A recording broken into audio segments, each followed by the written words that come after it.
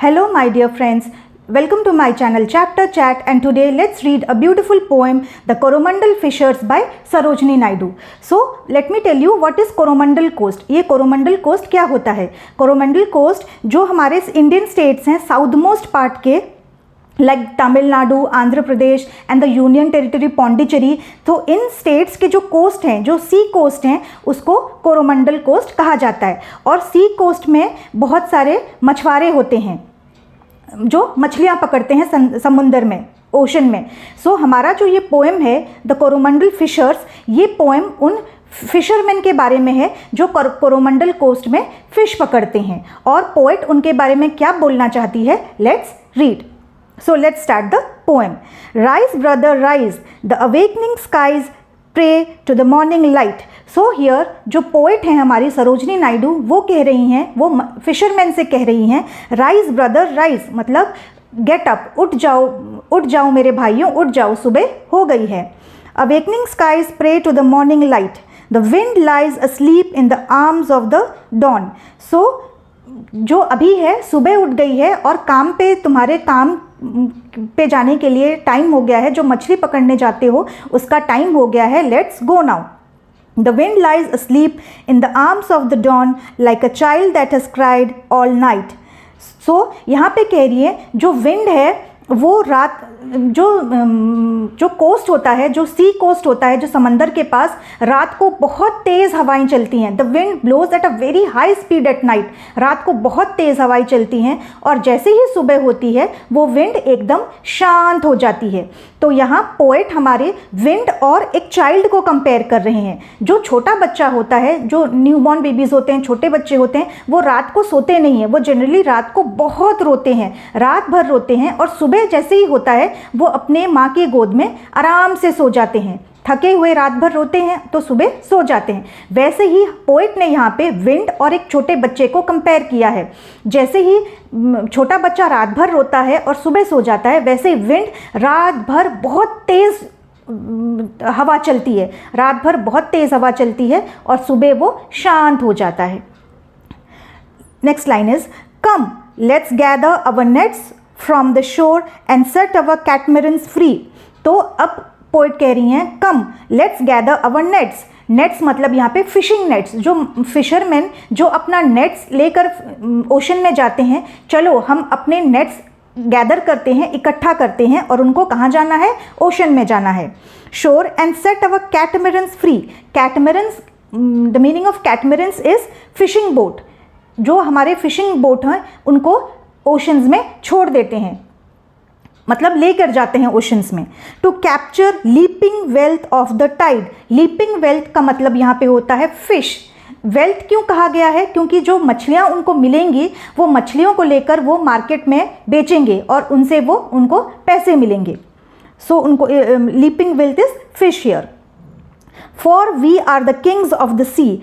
What is the meaning of we here?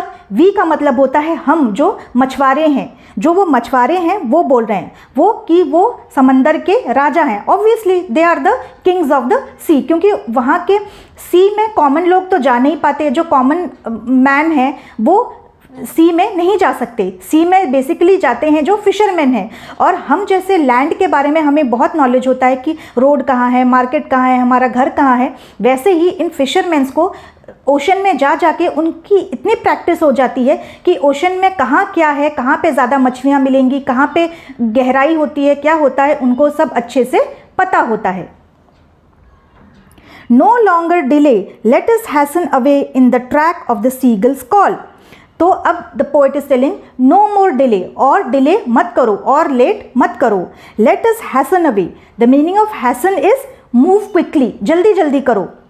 In the track of the seagulls call. Track means जो रास्ते होते हैं नदी में, वहाँ जाके देखते हैं. And the seagulls call. Seagulls means जो ओशन में एक बर्ड घूमती है. सीगल इज़ अ बर्ड, वो ओशन में घूमती है और सीगल को पता होता है कि बहुत सारी मछलियाँ कहाँ पे हैं. सीगल्स जहाँ जहाँ उड़ती रहती हैं, उनको पता होता है कि उस जगह पे बहुत मछलियाँ होती हैं. तो ये फिशरमैन वो सीगल्स को ट्रैक करते हुए, उनको देखते हुए जाएंगे वहाँ पे जहाँ पे बहुत सारी मछलियाँ हैं और वहाँ पे मछलियाँ पकड़ेंगे. The sea is our mother, the cloud is our brother. तो वो कहना चाहती हैं जो सी है वो उनकी मदर है और जो क्लाउड है वो उनका भाई है। किसका? यहाँ द फिशरमैन का। जो फिशरमैन है उनकी जो मदर है वो सी है और जो क्लाउड है वो उनका ब्रदर है। And the waves are our comrades all, और जो वेव्स हैं वो उनके कॉमरेड्स हैं। कॉमरेड्स कौन होते हैं? जो हमारे वेलविशर्स होते हैं, जो हमारे लिए अच्छा सोचते हैं। तो यहाँ जो वेव्स हैं वो हमारे कॉमरेड्स हैं और वो हमारे लिए अच्छा सोचते हैं। The fisherman are trying to say this.